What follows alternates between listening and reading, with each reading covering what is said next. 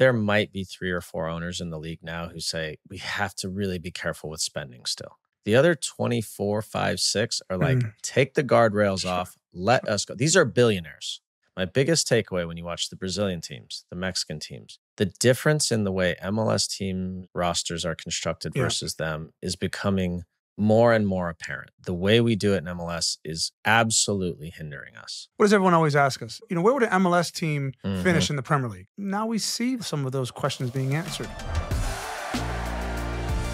Unfiltered Soccer with Landon and Tim, presented by Volkswagen. Volkswagen has long been a supporter of soccer in America and has proudly been a partner of U.S. Soccer for over 5 years.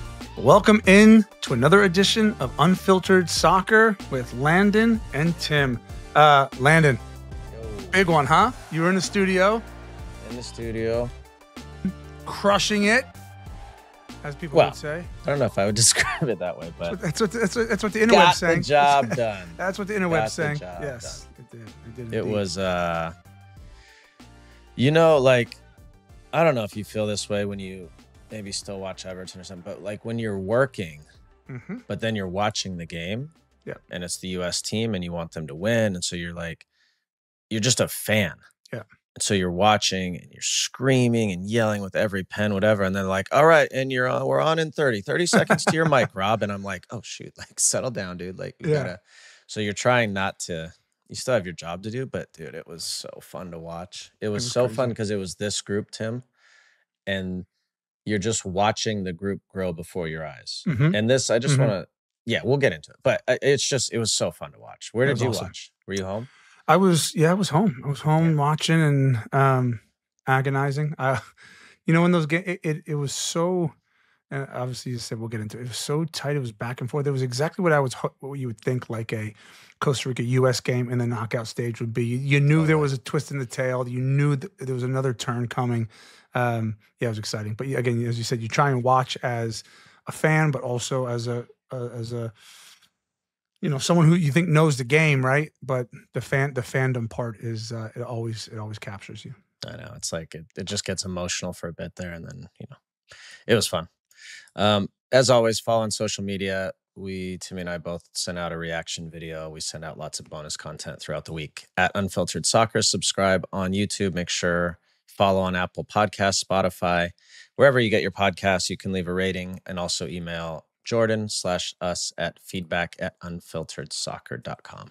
All right, straight into it. USLNT on USMNT. So the big talking point, obviously, Matt Freese. And nobody needs to hear what I have to say. You tell me you're in a shootout. Okay. I don't know if you're ever in a shootout that early in your career where you're still trying to make a name for yourself. Nobody knows, we were on Big Fox yesterday, and being on FS1 where like diehard soccer fans will go versus being on Fox where you got a lot of new eyeballs. People are just like, oh, USA's playing. I'll watch. I see Pat McAfee tweeting about the game, right? Like, so people are paying attention. People don't know this guy at all. And now they get into a shootout in this crazy moment, and he has a game of a lifetime. So have you been in those moments? If so, I'd love to hear that. Yeah, good description. I mean, heck of a time to stand up. I think, I applaud Matt Freese. I think you and I and everyone else, but certainly on this show have discussed, what's Poch doing? Like what's his, not like what's he doing? Is he crazy? But like, what's his thought process? Is he going to play Matt Freese a bit and then give Matt Turner a game? He ended up rolling the dice and saying like, you're my guy to Matt Freese. Well, for this tournament anyway. And I thought it was good because, it's not like I always say goalkeepers make mistakes, right? And so in the last game against Haiti, he gets a ball back from Tim Ream. He tries to play, makes a mistake, gets punished for it. And I was saying like, I want to see now what he's made of. Can he puff his chest out and say, heck with mistakes, it's me, I'm the guy. And he did that. He did that yesterday. I thought in the shootout, he was very good. It's an element of it's not the only element of goalkeeping, but it's an element of the game. And he went, his radar was right on. He was on everything, dude. Nearly went, even every the one penalty, in the game, I know. In the penalty. So when he says penalties are his thing, I think he's lying. Penalties are no goalkeeper's thing. They're miserable. But what I would say is he has clearly done his homework, and technology has helped. He's either done his homework, or if he says he didn't, do his homework, then he's the luckiest human being alive. No, he said he did. He said he was watching it on the plane. So that's great. It's brilliant that he studied that. He went the right way. He made it really difficult. And the one is it's like playing roulette and then betting on green, right? He stood in the middle. That's a hard one. It takes a lot of guts. You've got to be really dialed in, knowing that the striker's going up the middle. And he read it to perfection. And so that's a difficult one. I've tried that before. You always then you look stupid if they just roll it in the corner. Yeah, I mean, what I would say to you is, Landon, in a shootout, in any like end of game scenario where there's 5 penalties, one more than likely is going to go down the middle or close to it. And so it's a gamble of knowing which shooter's going to do that. So anyway, he made himself into a star overnight, which isn't fair because he's putting together a decent body of work. What I would say is, with this whole group, which we'll touch on, he's the one getting the opportunity right now. So we can discuss all the rest of it. He's getting the opportunity and he's doing the business. That's all. Forget all the other nonsense. The manager says, you're my guy right now. You got to take advantage of it. And he currently is taking advantage of it. And here's the other thing. You talked about moments, right? Don't forget the way the game's changed, LD. One of your goalkeepers of your 3 that goes to World Cup might actually be good at penalties. We've seen it time and time again. You get to the knockout stage, 90th minute, you substitute a goalkeeper on because he's better at penalties than your others. It's a long way to go, but that might just get him on the plane to the World Cup. So again, more time to come, but he's doing it. I actually said that yesterday on the broadcast because I'm not sure how many times in the history of the World Cup a third goalkeeper has actually stepped on the field. No. I mean, that would be interesting to know. Yeah. Not often, if Very at all. Yeah. So if that's your thing, and he said penalties are my thing, then that's good. So what I'm curious now is, last night when I got home, I was thinking like, okay, but he's still like the 4th or 5th or 6th choice. But then I was like, you know what? Pochettino coming into this tournament, we talked about it. He was like, nobody's shown me anything in Nations League that I can hang my hat on and say, you are the guy. And I'm talking about goalkeepers and everyone. Yeah. And so now a bunch of guys said, I'm not coming in to this camp, or they're with Club World Cup, or they're injured, or they weren't playing in Matt Turner's case. And so he said, okay, here's a guy who's playing. Zach Steffen gets hurt. Schulte gets hurt. Now he puts him in. And I want to differentiate. It's not like he's been perfect in the game or amazing, but he had big moment, right? Yes. And if you're Pochettino, and let's say he has another good game on Wednesday against Guatemala, and then he plays a great game against Mexico and they win. Mm-hmm. He's starting in the friendlies, right? Yeah.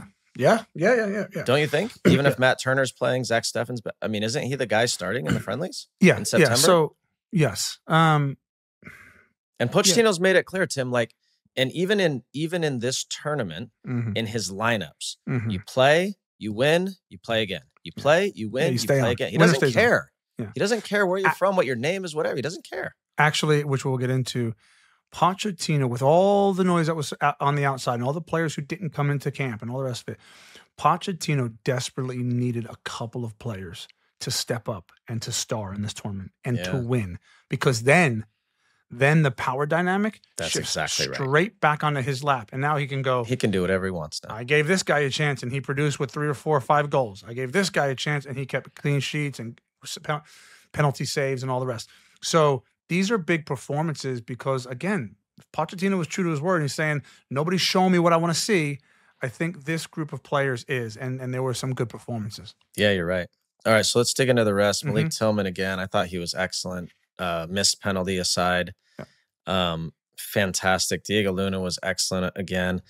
The combination and the chemistry now between Agyemang, Tillman, and Luna has been really fun to watch. Like they just, all the little combinations and how they're playing off each other. It led to Arston's goal. It's just been fun to watch. And I'm not saying those 3 are starters. I think Malik Tillman now makes big case to say he's starting whenever everyone's back. Yeah. I'm not sure Luna's there yet. I don't think Agyemang long-term will be there, but how can you imagine that the any of those 3 would not be on the plane?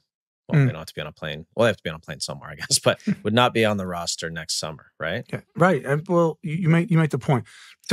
Tillman starts. for me, in our best 11, Tillman starts. He is comfy. He wants the ball in big moments. He's not afraid of it. Luna's not going to be a starter right away. Luna's going to be the first guy when things don't go well that Poch looks on the bench and goes, Diego, let's go. Because he trusts him, right? Yeah. And then Agyemang, again, you said it, maybe not super long term, but he's another one who is currently getting the opportunity and he's making the most of it. And I'm telling you, he mucks it up. He makes it nasty on the. He's good on the ball. I think he makes intelligent runs. And again, sometimes you have to be vertical and run offside and the rest of it. The second goal. So Arson's goal, right? Mm-hmm. The thing about Agyemang, and you mentioned it, Tillman and Luna, it's this like triangle. They always look for him to bounce the ball off. So the second goal, Tillman's in space on the half turn. When he gets it, he wants to play it around the corner to Agyemang, and he does. By the way, Agyemang isn't first to that ball. If you remember correctly, the Costa Rican defender gets a slight nick on it, and he's so big, he just goes bang, nudges him off, and then his next touch is just to facilitate it back to Tillman, and he does the rest and slides it. Perfect one-time pass. But I think for me, those players, I'm looking at them going, if we're saying Agyemang isn't the out-and-out striker long-term, then I'd throw the question back to everybody. Who is? I know there's a bunch of names who we think could be world beaters. Where are they? They're either injured or they're not playing. Like, where are they? So yeah, Agyemang just needs to keep his head down, keep scoring goals, keep being that focal point of the attack, and I think he'll continue to do the business. And like I said, he'll be thereabouts. And the fact of the matter is, these guys are staking their claim right now, LD. So the people who aren't here, guess what they got to do? They got to come in and they've got to stake their claim. They got so a lot of work to do. They're way behind. Yeah. Way behind. And like Tim, with having coached, it's all about trusting guys. Not just trusting them on the field that they're going to do what you want, but trusting that they will be available to play, that they want to come into camp, or that they are not going to be injured, and that they're available. And these guys have been available, knock on wood, every minute of the games, right? And think about, because sometimes we talk about these things like in a phone booth. It's just like pie in the sky. For everybody who wants to talk strikers, right? And you know this because you're a goal scorer. Agyemang has been doing the business. 5 goals in 10 games, right? He's going to play the next 2 games. Okay. When the Gold Cup is over, LD, is there 13 games before the World Cup? I don't know, something. I don't know. I'm not sure it's that many. Let's call it 10. Let's call it 10 to make a nice, easy number. Agyemang has staken his claim to the extent, is he going to play every game? No, but he's earned the right to play 5 of those games. Okay. So now what we're saying is the next striker who potentially could start is only going to get 5 opportunities. He's earned the right to take some of those opportunities away and give them to himself. Right. So it's not like he had a great summer and now for the next 10 friendlies, they're going to start someone else up top. No, that's not how the football works. Right. He's forced the manager to say, you got to play me at least half the games, at least 4 or 5 of the games. So yeah, time's running out for some guys. And the funny thing, Tim, is think about the games this group has played. Trinidad, awful. Saudi Arabia, okay. Haiti, meh. Costa Rica, a very weakened Costa Rican team because they had 4 or 5 guys missing due to cards or whatever. Yeah. It's not like they're playing top teams and destroying top, but they're getting the chance. And so Pochettino, like, he can't judge and say, well, this Costa Rica team had a few guys out and now we're playing Guatemala Wednesday.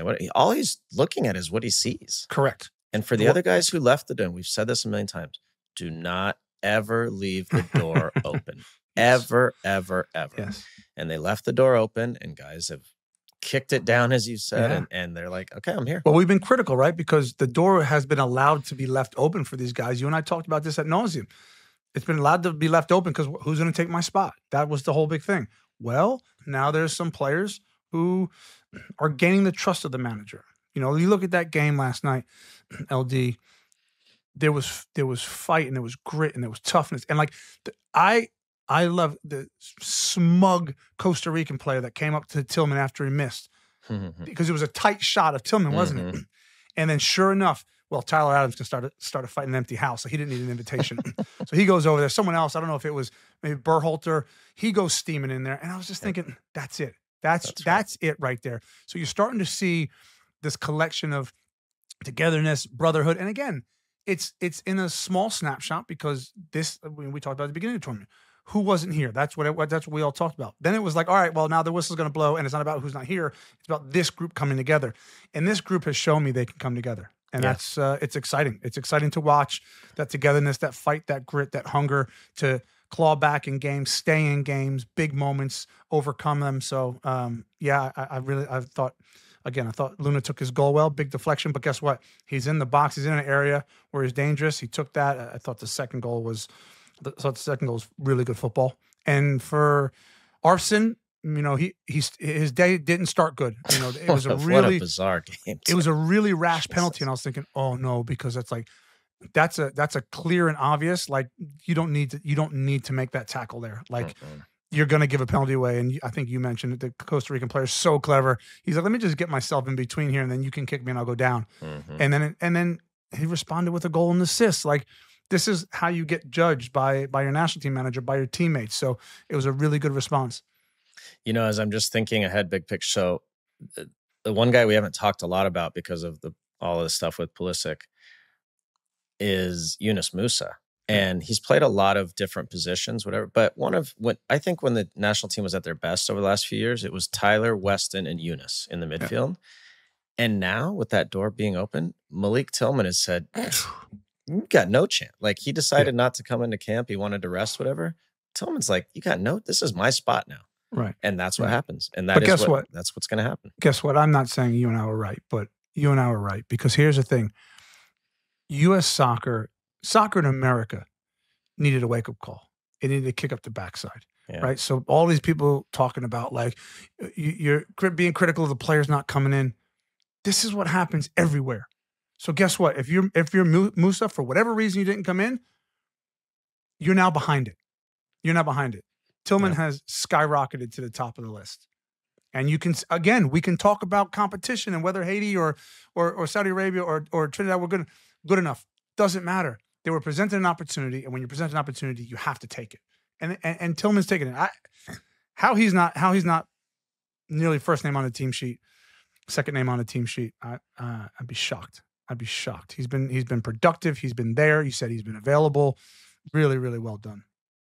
All right, Timmy. Well, that leads us to the Unfiltered Refresh, sponsored by Coors Light. Choose chill. Get Coors Light delivered. Go to CoorsLight.com/USLNT. Who chose chill this week, Tim? Well, I could tell you it's the usual suspects, right, in contention. Diego Luna getting his goal, Malik Tillman getting his goal, playing a brilliant role. But it's Matt Freese. It's absolutely Matt Freese. He's on the tip of everyone's tongue. The name fits. I just think he believes right now that he's got things rolling. His manager, Mauricio Pochettino, believes that he currently for this tournament is the guy. And big moment, man. Big, huge moment. Massive moment. When you talk about a penalty shootout, what can your goalkeeper do? What your strikers are going to do? They got one job. Your goalkeeper has to figure out a way to come up with saves, and he did that. He believes penalties are his thing, as he said. It's a big moment for him. He chose chill in such a moment where most people don't, and my hat's off to him. It's a difficult position to be in, to come in and get a run of games the way he has and the way he's conducted himself. So he's got hopefully, another 2 opportunities to push his name further up the goalkeeping list. And here's to you, Matt Freese. Well done. Cheers to you, Matt Freese. Crack it open. Beautiful. All right. So just a few other talking points from the game. So I was, as we were watching, it was about 70 minutes in, I was thinking, we're looking tired. And is Pochettino going to make substitutions? And if so, who are the substitutions going to be? And obviously the game state matters, what the score is at the time. But the one thing that came to my head, Tim, is that he trusts 11, 12, 13 guys here, but the rest have clearly, for him, not made enough of an impression because he just hasn't used them. And the Haiti game was a good example of a time he didn't need to play his same team, but he's like, these are the guys I'm evaluating. Sure. And if you're one of the other guys, I would be concerned for sure. doesn't mean you have no chance of next summer, but that was Like going who? through my head. What? Give me a Brian couple guys. White, Yeah, Brian White. McKenzie, Sure. Walker Zimmerman, Nathan Harriel, guys like that just yeah, that's fair. those are guys that you got to be concerned because that's fair. He's just said, I'm just riding with these guys. Yeah. And he'll do it again Wednesday. And if they win, he'll do it again on Sunday. That's what it felt like to me. Yeah. So we could judge, should he have made them earlier? But in his mind, I think he's just saying, these are the guys I trust. Yeah. And naturally, some managers use substitutions more than others. Some managers use them to prove a point in certain games. I don't know if he makes substitutions earlier to win that game. Costa Rica had some really good chances. We had some really good chances. It's a feel thing, right? He's on the pitch. He senses breathing patterns of his guys, running patterns, conversations that he's hearing on the pitch. He's talking to his staff. So it's really, I know it's a really key thing that people like to latch onto on the outside. Us and everybody else, like, try and figure out why he made a substitution. There's so much feel involved in that. Oftentimes you second guess yourself. There's a bunch. I couldn't be critical of him there. I think ultimately, made a couple subs. McGlynn comes on in the 83rd minute. Brian White comes on in the 90th minute. They didn't take a penalty. I suppose at least one of them was coming on. Yeah, that was bizarre. That was but really again, bizarre. It could be they were coming on and take a penalty, and then you get to those moments, right? when it's time to make the list of 5, and a guy maybe doesn't want it. We don't know what happens, in those moments. So, all right, I want to talk about. Well, first of all, up next is U.S. Guatemala Wednesday. It's at 7 Eastern, so 4 Pacific. I believe it's on FS1. I'll be doing that game. The other the other semifinal is after, and that is Mexico playing Honduras. I believe that's at 7 Eastern. I think I'm calling that game. So it'll be interesting to watch, obviously, both. But I want to just dig in real quick, Tim, there was some other news around Pochettino, and then dig into Jesse Marsch a little bit with Canada. So there was a report by a guy named David Snade, an Irish reporter, and it came out right before we went on air, and it was really bizarre. It said that Pochettino had interviewed for the Brentford job. And that was sort of it. It was like, when Brentford hired, who's their new manager? I forget the guy's name. When they hired their new manager, Pochettino and someone else were also in consideration and had been interviewed.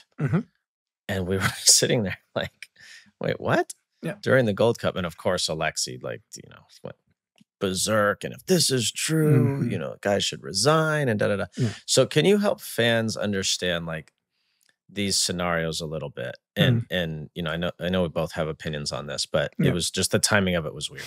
Yeah, if this is true, he should not resign. This happens everywhere in the world. We're so coddled in U.S. soccer that we don't know the way the world of soccer works. But the way the world of soccer works is agents do a lot of sniffing around. Agents have a lot of conversations. And do I think Pochettino physically sat down and had an interview with Brentford? Maybe, maybe not. I think there must have been conversation with him. Brentford would be silly not to have that conversation. And quite frankly, he would be silly not to have some sort of conversation. You always listen, because the fact of the matter is this U.S. soccer thing wasn't trending in a very good direction outside of last night or 2 weeks ago. Right. So if they get knocked out of the Gold Cup in the group stages and everyone's calling for Pochettino's head, you don't think he should have a backup plan? Everybody has everybody, every person who has a job has a backup plan, and they should. And that's just, and unfortunately in the world of soccer, there's 3 months out of the year where you can really have meaningful conversations, right? And so that just happens to fall in the summer. So I'm not surprised by it. I'm not put off by it. I think if you know the world of football, it happens all the time. It happens, it happens during the Premier League season, where a manager has a really good Premier League job, and guess what? A job opening comes and someone's talking to his agent, or his agent's talking to them. It's the way it works. Yeah. And by the way, to your point, that's every job in the world. Correct. you're thinking about, or if someone comes and talks to you, have the interview, talk to people. You never know what's going to happen. And by the way, you know who else has a backup plan? I hope. I mean, I'm not actually, I shouldn't say this. I was going to say U.S. soccer, but the way they're kind of run right now is you would maybe not. But they have, they were probably thinking, if we go 3 and out in the Gold Cup, we better have a backup Someone's plan. had that conversation. Yeah, sure. We have to have conversations with people. So I agree. I don't think it's crazy now. The timing of it was not great. Sure. Right. And you hope those things aren't made public if they don't need to be. But yeah, I totally agree. And Poch is clever enough to distance himself from it, in the media. So right. Yeah. Okay, so the Jesse Marsch stuff. Boy, you're unhappy. You're unhappy. Well, this is your guy, dude. This is your guy. I do believe in Jesse. I'm on record. I'm on record. Look, my thing with Jesse is, I think Jesse does a good job at a lot of things. Like, there's a lot of nuance here. He's good at a lot of things. Yep. I think Jesse almost exclusively cares about Jesse, and he will, he'll mask it in a lot of ways, but the problem, Tim, is when you're talking all the time, you're gonna get tripped up, and you're gonna trip yourself up, and he's got something to say about everything. He's got something to say about tariffs, and he thinks the players who went to Mexico were poisoned, and he's just always got something to say. And so before the tournament, he went out of his way after a bunch of the U.S. players didn't come into the tournament and said that they didn't want to be a part of the Gold Cup. And he said, well, not one guy called me and said, Coach, I don't know. It's been a long year. Maybe I don't want to come into the Gold Cup. Not one guy. Right. So he goes out of his way to say this. He says, we didn't have anything close to that conversation. So yesterday, Canada lose to Guatemala. And look, I was going back thinking about results in Canadian history. This is the worst result in Canadian history. And I'll tell you why. They've had bad losses. They've got blown out. They lost 8-0 or something to Honduras in a qualifier. The expectations on this team, a lot of because of the good work Jesse's done. Yep. But also because of all the crap he's said publicly, we're through the roof. They're through the roof. So they lose the game to Guatemala. And after the game, he gets asked amongst a bunch of questions. And I just want to say, again, before the tournament, he said not one guy called and said they didn't want to be here. So basically he's saying everyone is here who I want to be here. So then after the game, he says, look, if I'm being honest, we were missing half of our group for this tournament. And then he went on to say, that's not an excuse, but and I'm like, what the hell are you talking about? You can't. He's talking out both sides of his mouth. And I also, Tim, as you do, you talk to a lot of people, right? And I talk to people who are inside the Canadian Federation as well, and they speak to players and they speak to people. They are fed up with this BS too. And they're getting to a point now where at first it was fun and it was funny and it was helping Canadian soccer. And now they're to a point where they're like, shut up, dude. This is not good. If you're one of the players on this roster and he just said, well, we were missing half our group, that's why we lost. How do you feel if you're a player? Yeah, right? That's always tough. So, all right. Well, I digress. Go ahead. No, I think, and I know Jesse's your guy. So no, you're completely entitled to your opinion. I think you're right. Jesse does a lot of things good. I think one of the things he does really well is manage football teams, and the other thing he does really well is rub people the wrong way. But he's comfortable. He's comfortable doing that. And I take your point about it being the worst loss because of expectations that were set. And what I would say is Jesse has gone into Canada soccer and had to reset and reshape expectations, and he's done that at quite a few different stops. And so I think that's a good thing. The loss obviously hurts. I do think they were missing a couple of players that are important to them. They're not a tremendously deep side, so they're big players who are obviously injured or Club World Cup, etc. That's going to hurt with them missing. So I think it's a great reset for this next year for Canada, U.S., and for Mexico, kind of to see, again, without any World Cup qualifying, to see how they go. And they're going to be judged very critically in the World Cup, all three of those teams. So it was definitely not a great result for Canada. And I personally was looking forward to a really strong Canadian team versus a strong U.S. team, but it wasn't to happen. Yeah. It was, I just wonder the players in that locker room when they because we've both been around coaches who talk a lot and say a lot and they bring the attention. Sometimes that's good because it takes attention away from you. Yep.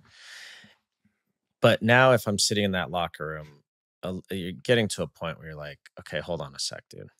Like, hold on a sec. Let's let's maybe have an honest conversation here and make sure, because I think channeled the right way, I think Jesse's been excellent for Canadian soccer.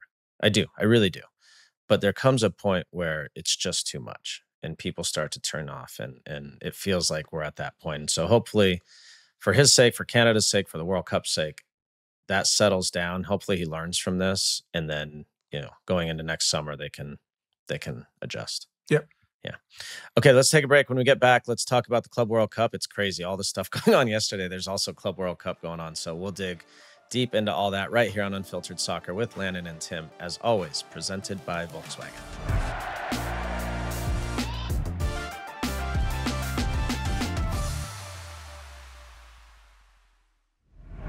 The Unfiltered Soccer podcast is brought to you by Volkswagen, the presenting partner of U.S. Soccer. As the U.S. gets ready to host the world for soccer's biggest moment, Volkswagen is helping people discover new turfs and new ways to play the beautiful game right here in the U.S. From deaf and power wheelchair soccer to beach and futsal, VW is actively supporting all the communities and teams within the U.S. soccer ecosystem. They've signed U.S. soccer talent from across the portfolio of the Federation and will be helping to give these less popular forms of soccer a platform moving forward. As a longtime friend of Volkswagen, I'm excited to support them in their mission to increase visibility of all forms of soccer. I was recently on set with them shooting their new campaign to do just that. Keep an eye out for that launching soon, alongside the all-new redesigned 2025 Tiguan. It's a beautiful car. We've even had one with us at our recent live show. Make sure to check it out in person and learn more at VW.com. All right, Timmy, it's summertime. You remember these days. Kids are home. It's exhausting. You're babysitting all day. I know you don't think it's babysitting. It is babysitting. In order to choose chill, I'm on the golf course, man. My wife knows when it's time to get away and choose chill. See you later. I'm going to go play golf. I got to be honest. I choose chill a lot in the summer. Going to concerts, family barbecues. I spend a ton of time on the beach. I reach into the cooler, get a Coors Light. For me, I choose chill very, very often. Coors Light is mountain cold refreshment, crisp and refreshing as the Colorado Rockies. Make the most out of the times you choose to chill. Choose Coors Light. Get Coors Light delivered straight to your door. Visit CoorsLight.com/USLNT. Celebrate responsibly. Coors Brewing Company, Golden, Colorado. Beer. Okay, Club World Cup. So lots of talking points. I don't want to get into all the games, Tim, because there's been great games and moments and all that. Inter Miami got walloped by PSG. Yeah. I don't take a ton out of that, to be honest. No, PSG are so good. And they're the best. They're just so good. Clearly one of the best. Can't compare the two. No, right.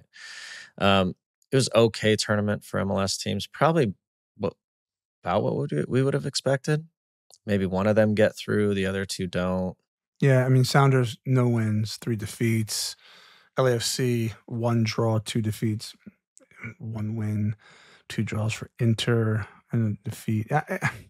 Yeah, I wouldn't say it's okay. I would say it's what I probably would have expected, given the competition. Yeah. Yeah. My biggest takeaway, and this has been a conversation for a long time with people who are invested and care about soccer in this country with MLS. In the early days of MLS, and we can have a big conversation about this later, there were a lot of rules put in place to essentially protect clubs and owners from themselves. Right. A lot of spending rules. So you wouldn't outspend a certain level just so the league could progress healthily. Yeah. Right. And that was necessary. Other leagues had failed in the past. NASL had failed in the past. And the league wanted to make sure that was the case. We're at a point now where you talk to owners, Tim. I talk to owners. There might be 3 or 4 owners in the league now who say we have to really be careful with spending still. Yeah. The other 24, 5, 6 are like, take the guardrails off. Let us go. These are billionaires. Sure. They can do what they want with their money. They know how to make good decisions. They're hiring people who can make good decisions. My biggest takeaway when you watch the Brazilian teams, the Mexican teams, even Esperance from Tunisia, Sundowns, you watch these other teams. The difference in the way MLS team rosters are constructed versus them is becoming more and more apparent. And the way we do it in MLS is absolutely hindering us. It absolutely is. So Miami's total spend, I don't have the exact number on this. Miami's total spend, including Messi, who's, you know, an anomaly, has to be $30 million plus. There are a lot of teams in this Club World Cup who don't spend $30 million on their roster. It's a really good point. It's a really good point. The problem is 20 of that goes to Messi, couple to probably Suarez, couple to Busquets, couple to, I don't know, whoever, Jordi Alba, whoever. Yeah. And the rest is guys making $200,000, $300,000, $400,000. And eventually that you get what you pay for. Yeah. Like those guys there's a big drop off between Suarez, Messi, Busquets, and a lot of guys on their team. I mean, what you're saying is it's a very healthy league now where the league's not going anywhere. Profits and valuations are certainly still going up. And so it's been proven in other leagues, which what I'm reading from you is you can create a hard cap, you can create a luxury tax, and then you can basically say, go spend the money how you want. If you mess it up, okay, well, that's kind of on you. Then you need to hire someone better in that position. And we found that there are really good people in the position of sporting director, technical director, presidents, right? And so the league isn't now at a place it once was. It's in a very healthy, intelligent place. And so, some of those guardrails are hindering. And look, I think it shows, and sometimes you need this, right? Sometimes you need the Club World Cup for that. Because what does everyone always ask us? Hey, Tim, what is an where would an MLS team finish in the Premier League? ... or whatever. Well, now we see some of those questions being answered, right? And you need that a little bit you need those comparisons in order to kind of get some of those wake up calls. But Tim, we've been having this conversation for decades. I remember when we first started playing Champions Cup against Central American teams, Caribbean teams, but mostly against Mexican teams. And it was like, why can we, I remember Garber being like pissed off. Why can't we beat these Mexican teams? We spend the same as them. And I'm like, no, we don't. You pay me $4 million. You pay Robbie Keane $4 million, pay David $6 million. So we've got a $15 million, $17 million cap. Those Mexican teams spend $17 million, but they got 17 guys making $1 million. And it's just way better for your roster. The simple thing to me, and I'm just making up numbers, but this is something I've thought about for a long time. So it's not just half-assed. You have a minimum spend. Call it, whatever, 15 million, 20 million that every team has to spend. So the players union and the players are happy. Then you have a maximum number for your cap, 25 million, 30 million. If you spend over it, maybe there's a luxury tax. Dollar for dollar luxury tax. Dollar for dollar. Or you say it has to be 30, but you can have one or two players above that, like a Messi or whatever, that don't count. That's it. That's it. Nothing else. Right? And you can factor in, how do you account for transfer fees and how does that play into it? And that's fine, but that's workable, but it's not that difficult. And it is time, it's long past time to just take the guardrails off. It really is. Okay. Just a few other interesting comments. Did you see Jurgen Klopp's comments this week? This guy, man. I think the Red Bull's getting to his system. The Red Bull is not wearing off. No, I think it's pumping. So on the Club World Cup, he said, I'm going to quote, "It's a pointless competition. Whoever wins it, it will be the worst winner of all time because they have played all summer and then gone straight back into the league." All right, you like my German accent? Terrible. There are people, it was pretty good to be fair. There are people who have never been involved in the day-to-day business of football and are now coming up with ideas. Yeah, fair. It's too many games. I fear that next season we will see injuries like this like never before. If not then, they'll come during or after the Club World Cup. There's no real recovery for those involved, neither physically nor mentally. All right, go ahead. No, look, I think there's probably overall there's too many games. Again, we keep going back to Rodri at the Brazilian national team player at Manchester City, and he said those comments and then tore his ACL right after. And so I don't know. I just think at a certain point there's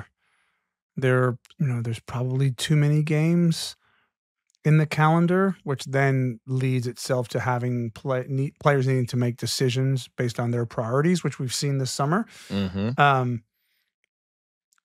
don't disagree with him though that there's going to be a physical and or mental toll as we go through this next year. And that's the sad part, because it should be the most important year, given that it's we're on the cusp of a World Cup. So can I make a suggestion? I literally just came up with this, just off the top of my head.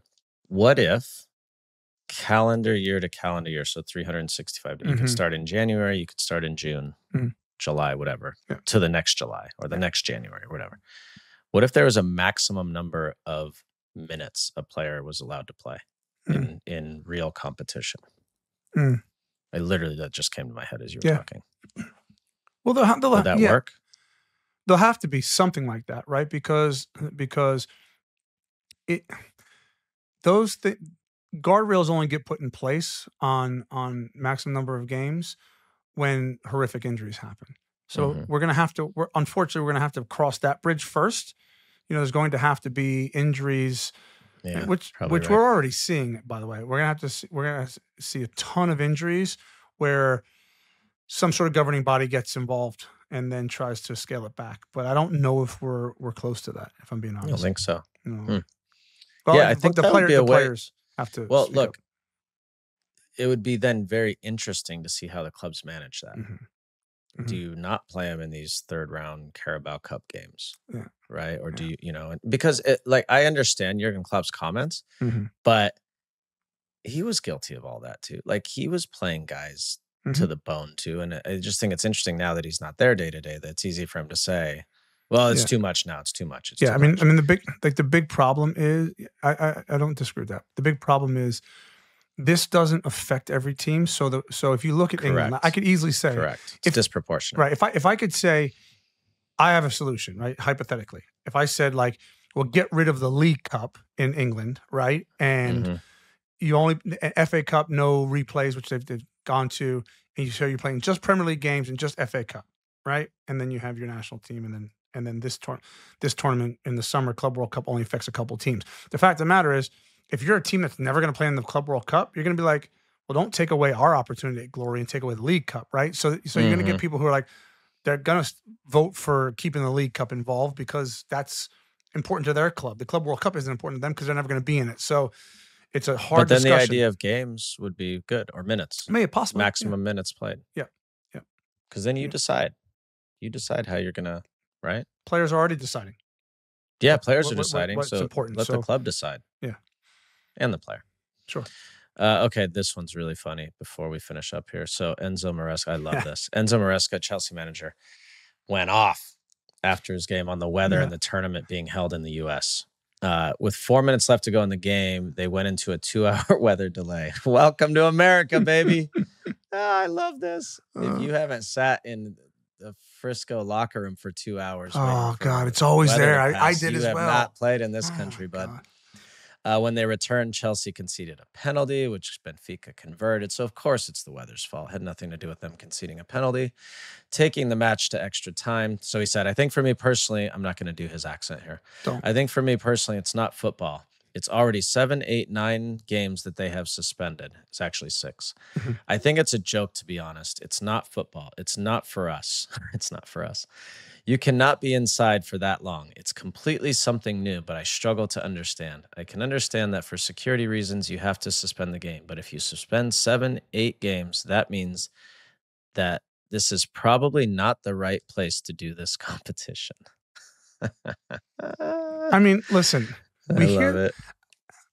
It's strange. I will give him this credit. It's strange because I played in England nearly my entire career. It chucks it down in England, and there's never there's no lightning, there's no thunder. Like, they don't cancel games. There's like not severe tornado watches, right? You just play through the rain. But I get it here in America, and like, it's weird and it's frustrating. I think back. When I came back to the MLS, we were in Colorado and we were playing Bruce's New England Revolution, right? And there's a weather delay, and Bruce is like, "We don't need halftime. Let's just come back out," right? Because, sorry, Bruce, that was a terrible Bruce, but you get the point. But basically, we're in the 40th minute LD stoppage, right? So we go in for God knows how long, come back out, play the 5 minutes. Then halftime. And then he's like, why are we having halftime? I'm like, well, Bruce, you actually can't make rules. You think you can? So I think we probably listened to him. Then we go in at halftime, come back out. Then there's another 2-hour delay, at which point our brilliant chef Nancy whips up some banana bread. So I've got like 5 extra pounds on me trying to go back out and warm up. And I'm like, this ain't going to be good. I think we lost. But yeah, I get the point. Like in a game, and there's nobody in the stands, by the way, because it's like, all right, everyone went home after the third weather break. I don't know. What are you going to do? Does he, all I would say to Maresca is after this tournament, he's going to go to Ibiza and he'll have a bonus check that came in. And he's going to be just fine. And that got paid because America is a great place to play soccer when there's a lot of money involved. So I don't know, Enzo. I like Enzo Maresca. I get what he's saying. The weather's miserable in the summer at some of these places, but don't see that changing anytime soon. Yeah, I love that people are finally realizing. Like everyone's like, "Oh, America, it sucks. It's so easy to play there." I'm like, "Yeah, well, come play and see how you feel. Tell me how that weather is." Yeah, exactly. All right, last thing here: US LNT on US WNT. A couple of friendlies for the women's team. Both were 4-0 wins against Republic of Ireland. Biggest takeaways for me were lots of players played, which was great. It was kind of a starting-ish group in the first game and then a bunch of changes for the second group. And then the second biggest takeaway for me was Rose Lavelle in the second game. She only played a few minutes, but I just love that Emma Hayes is so aware of those things and alert. She put her on for the last few minutes, let her get a little curtain call, and it was fantastic. It's good. So. And after 7 months away, gets a goal and assist in the first. So she's a stud. You talk about women getting opportunities. Like she's making a lot of changes. She's giving players some time to rest and bringing in new ones. So, they're in the shop window, and 2 4-0 wins isn't bad. Yeah, Ireland weren't great, but still 2 good wins for them. All right, let's take a break. When we get back, we will get into your questions in the AT&T Fan Connection and talk anything but soccer right here on Unfiltered Soccer with Landon and Tim, presented by Volkswagen. Stay right there.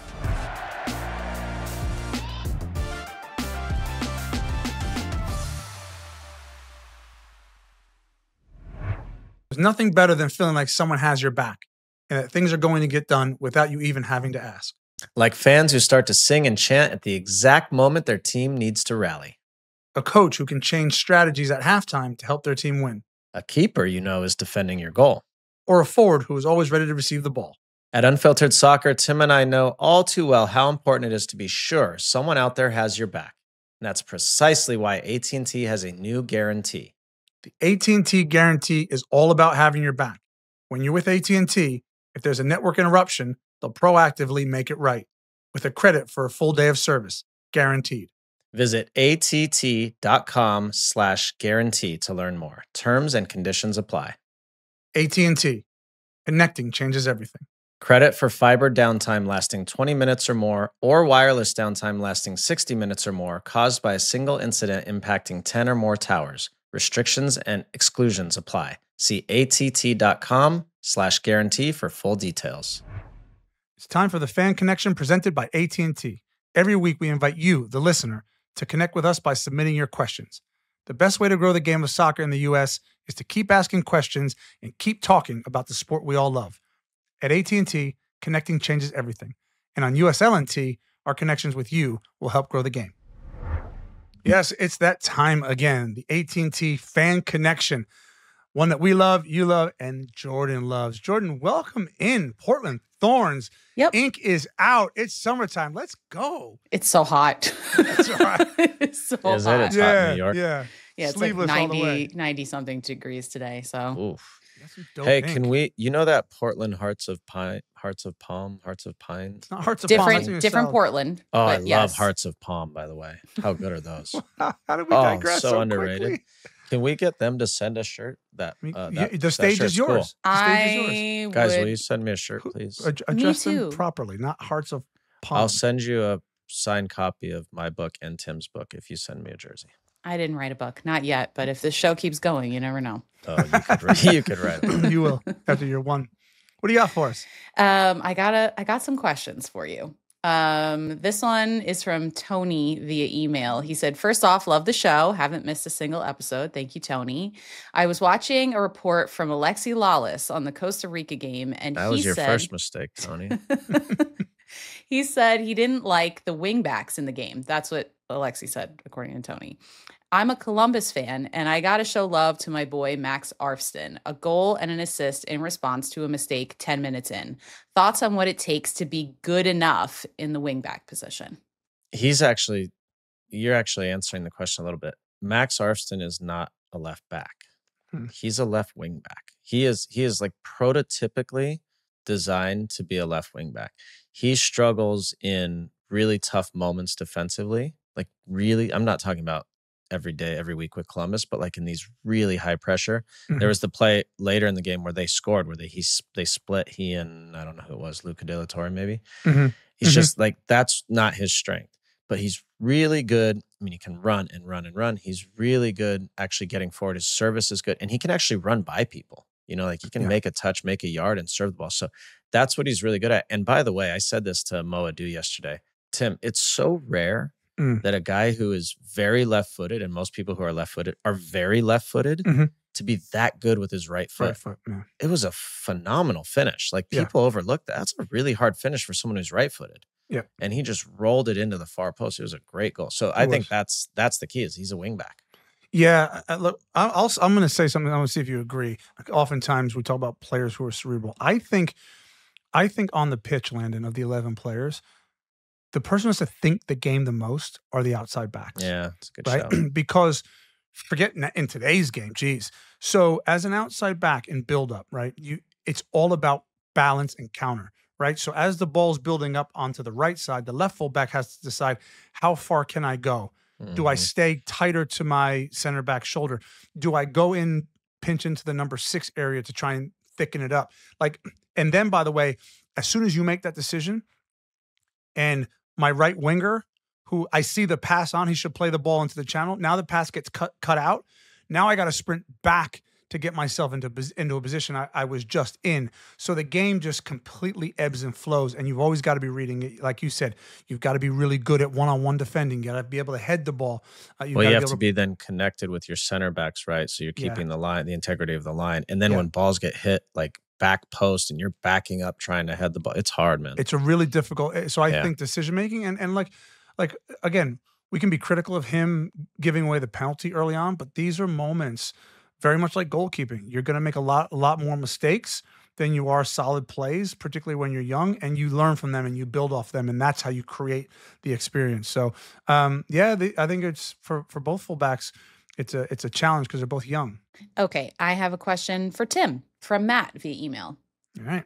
Matt is a longtime fan since the Metro Stars days. Oh, my guy, Matt. Love you. But he's actually asking you a question about Everton. He said, can you talk us through the goal that you scored while playing for Everton versus Bolton? What was your original intention with the ball? Did you mean to hit it on goal, or was it just a hard clearance? And then how did you feel afterwards? Did you speak with the other goalie after the match? No, it's a good question.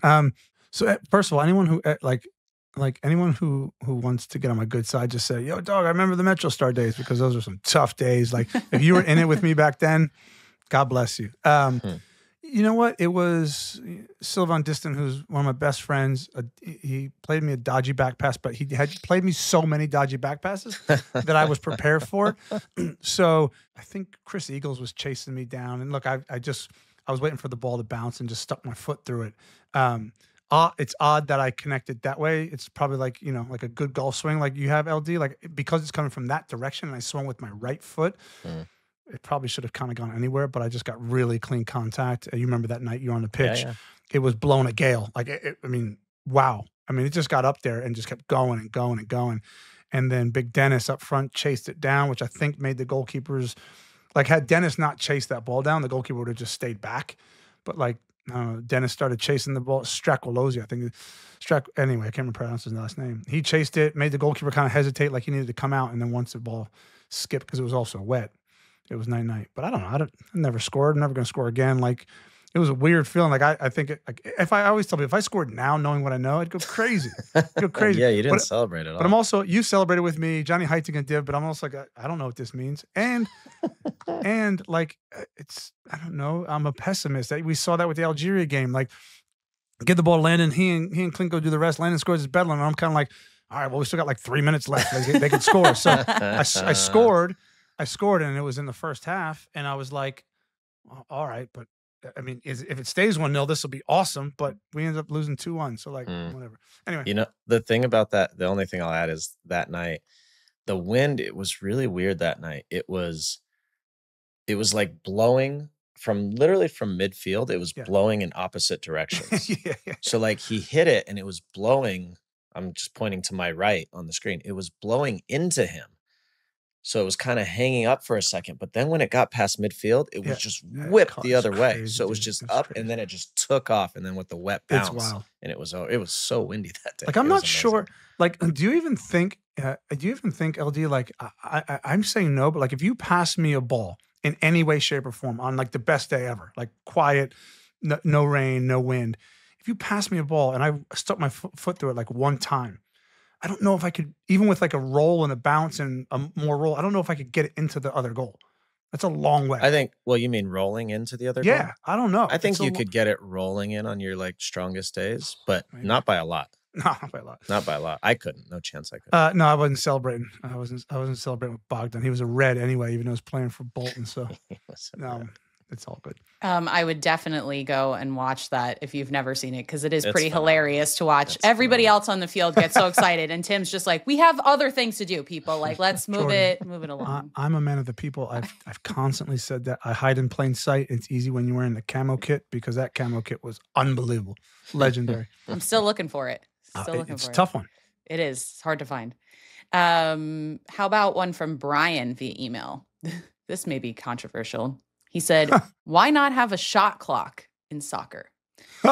Start it with established possession in one's offensive half of the field. A shot clock works in other sports the world has embraced, like baseball, American football, basketball, even tennis. The shot clock would create things like new strategies to develop shots quicker, avoid the keep away approach, etc. Goalkeepers stay on your toes. Maybe all the VAR fanboys would still be satisfied, so they could get VAR shot clock violations to review. Who was that? Who's that? Brian. Hats off to you, man. Hats off to you. You go then, and then I'll go. I don't think I have anything to say. Well, it's a great suggestion if you want to see all the German and English and Dutch people in the world crazy, lose all of their hair. Like you think VAR is bad? The only thing I would say though is like the most traditional sport in America, I think, is baseball, right? Like in terms of like traditionalists. And if you'd have probably told us in the mid '90s, totally, that they're going to be like, yo, there's going to be pitch a big clock. Yeah, they're like, sure, okay, cool, terrible idea. God, anything's possible. I guess it's weird. I mean, we Americans get a bad rap. I played in MLS when did you play in the long 35-yard shootouts? No.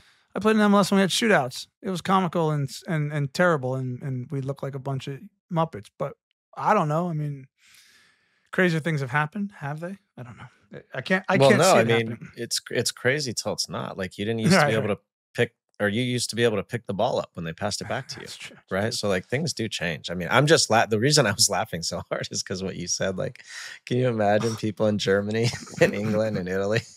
I have a feeling if that law got passed, I think they would counter sue, make a counter law, like kick Americans out of the game of football. Anyway, so good. Interesting suggestion. I think there are a lot of traditionalists out there, but I think one thing I have to give American sports organizations credit for is that they are always trying to find ways to keep things interesting, to like keep people. Yeah. And so like now you've got all these like crazy home run derbies going on in MLB and stuff like that. It makes it more exciting. But I can't imagine telling the English that we're going to have a shot clock. Here's a caveat for you. Like we're on crazy ideas. So LD, I played in 1997. I was a senior in high school and I signed a professional contract. I swear, I think I got paid $250 a week, right? It's a true story, which is a lot of money for me, right? At 17. I played in USISL for the North Jersey Imperials. And this is the year, LD, they introduced kick-ins from 35 yards and in. That. So anytime the ball went out for I'm 17 years old, right? Couldn't catch a cold. 35 yards out, they'd put the ball down. Just All bombarding your these box. plumbers and like barkeeps would come, like, because they were like semi-professionals, and they put the ball in the box and they would pummel you. And I was like, this is crazy, but like they tried it and never stuck. But That's so good. kick-ins. You can watch, maybe not with Tim Howard in goal, but you can watch lots of clips of that on YouTube too. And I highly recommend doing that. It's very entertaining. I love that, JR. I love that. Okay, last one. This one is from Steve via email. Given the incredible, I feel like I'm not going to get all the way through this question. Given the incredible rapport and mutual respect you've always shown for each other, I was wondering if you would ever consider the possibility of co-head coaching the U.S. men's national team. Your combined experience, leadership, and deep understanding of the game could undoubtedly bring a unique dynamic to the team. I often find myself thinking about how well you two work together and the positive impact that could have on the national program. It's a fascinating thought to consider whether we might ever see such a formidable coaching partnership. Pause. JR, I only realized halfway through that question you were taking a piss out of me and Landon there. We so that will come back to haunt you. Take it away, LD. You've coached. So what are your thoughts? Man, I have a lot of thoughts about that. My biggest takeaway is I watched, I'm doing the Gold Cup right now. I've watched Rafa Marquez with Javier Aguirre with Mexico. Rafa Marquez, we played against, iconic player. Yeah. And then Javier Aguirre is just an old school, traditional coach. I can hear when I'm doing the games. Sometimes you hear like what's going on the sidelines, and I speak Spanish, so I can hear Rafa Marquez and how he's impacting and influencing the game. And I think it's so crucial. And it is one of my critiques of Pochettino is that having someone like that on his bench, I think would help him tremendously. Yeah. To the actual question, I don't think Tim or I can only speak for me. The national team job is a hard job. I think if there was a role like that could actually suit guys like Tim and me. We're not going to be the guys who are moving every 2 years across the country or across the world to chase club coaching jobs. I had that opportunity and turned those down. But a national team's different, and a national team would be interesting, in particular because you don't have to spend so much time trying to ingrain so many different soccer ideas. You get some basic ideas, but then it's about managing people and the situations and the staff and sharing your experiences and leading. And I think those things we'd be very good at. Yeah. Well, I would happily serve my country on the U.S. soccer level above the coaching staff in a role that served above the coaching staff and higher up in terms of getting the right people in the job. But coaching, it's not something that's ever I've had an interest in. The only issue with what he's asking or what you're saying with Rafa Marquez, LD, is I might get this wrong, but anybody who's going to have substantial influence on this generation, yourself who coach, but you're not all in. You have other interests, right? Clint doesn't coach. Josie doesn't coach. Gooch doesn't coach. Carlos Bocanegra doesn't coach. Steve Trendolo does, right? Stevie Trendolo does.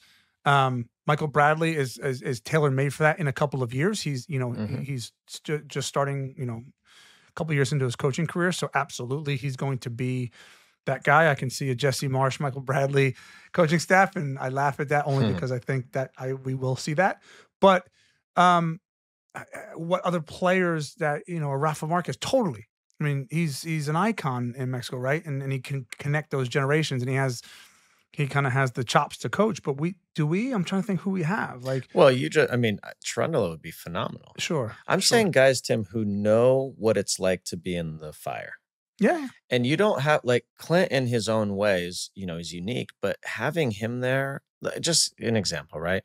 Yunus Musa calls and says, don't feel like going into this camp. Yeah. You imagine if Clint picked up the phone and called him and said, Yunus, let me talk you through this for a minute. Sure. Before you make a decision, let me talk you through this. Yeah. Right? That's valuable. Really. I agree. Yeah. But to be on the coaching staff, here's the other thing. You have to be all in. You have to show that you're not just like a talking head or you're not a personality, that you're actually a coach. You're going to carry bags and put cones down and do the hard work. And none of the guys that that I'm mentioning have gone down that path. Is what I'm saying. That's true. Couple. But there are guys. There are guys. But again, should that not also come from U.S. Soccer? And of course, as a mandate when you have a conversation with, you're going to hire Poch, you're going to pay him $6 million, you're going to dictate which staff he can bring. Hey, also, it's important to us as a country and as a federation that we have someone like that on the staff. Yeah, okay, for sure. Well, when that day comes, I'm sure we'll all be thrilled. I'm going to be doing this podcast by myself, though, so I apologize to everybody. You will be thrilled to deal with us. You'll be thrilled. Not a lot of people will be thrilled. Not a lot. All right, that's all I got this week. Thanks, JR. Thanks, JR. Appreciate you. Tim. What's up? Anything but soccer. Anything but soccer. Okay. Controversial food takes this week. Interesting one. From Weston and Tim Weah. I'll be honest. When I saw this on a rundown, I thought if I say anything remotely bad about Weston or Tim, we could get shunned. We're already shunned. Weston already says he wouldn't come speak to us because of God knows what. So I'm going to be careful about what I say because I just saying that. All right, so that you guys need to go watch the actual clip. It's on the Juve Twitter feed or on their podcast. Okay. So I'm quoting a little bit of it, but Weston says to Tim, "You Italians don't have any variety. It's pasta, pizza, fish, steak. You know what the problem is with Italian food? It's great. It's good, specific food that you do very well. But in America, if I go to a burger joint or a steakhouse, then I go to another place 10 minutes down the street, I'm still eating a burger, but it's a completely different taste. In Italy, I go to this restaurant and I get a pesto pasta. I go 10 minutes down the street and order a pesto pasta. It's the exact same thing." And Weah said, "I prefer American Italian food." Okay, go ahead. Why are you passing it to me? I don't want to be in this segment. Good. I like American Italian food too, because the guy in Brooklyn that I get it from isn't from Brooklyn. Came from Italy, right? You know he's from Italy. So I mean, you got to kind of know your surroundings. I've been to Italy. I've played there. I've visited there. I tend to like their food, but it's in a snippet. I don't know what else to say about. They prefer burger joints and steakhouses or something like that. And I don't know. I think Italian food's good. I'm guessing if they get it every day, probably get a little less variety. Have you ever been to Liverpool? Because if you've been to Liverpool, I ate that every day. Oh my God. English food. But I don't know. There's a lot of foods you could hammer. Like English food is shocking. It's not great. Shocking. But Italian food, I was kind of like, it's funny. So forget about the food. But what I thought was really interesting about this is, and we've said this, and this is kind of, we're having fun here, but this is kind of part of the bigger issue with some of these guys is who's advising them? Right? God, honestly. All right. So look, we can all have our opinion and whatever. But I'm guessing that comment didn't go over real well with Juve fans or Italians. And in the end of the day, who cares, right? It's just his opinion on it. Who cares? But my bigger thing is who is advising them? And my other thing was, who from Juve? This was not a live interview, I don't think, right? Right. Why would you put that out? Because content sells, baby. But it's not funny. It's not it's not helping. It's not helping anybody. Different world, man. It's a different world. But I just that's the first thing that came to my head. I was like, why would they release this? Yeah, you could just cut that part out. It's no social problem. Media manager had one job: edit this interview. Okay. Anyway. Hopefully they get some good American Italian food during the September friendlies. So that is there for them to look forward to. If they're there. We appreciate, as always, guys, thanks for being with us today. Remember to subscribe on YouTube, Apple Podcasts, Spotify, anywhere you get your pods. Follow all across social media at Unfiltered Soccer for bonus content. Yeah, thanks, everyone. Thanks to our presenting sponsor, VW, our Fan Connection sponsor, AT&T, and our Unfiltered Refresh sponsor, Coors Light. Have an amazing week. Enjoy your football. We'll be back next Tuesday with another edition of Unfiltered Soccer.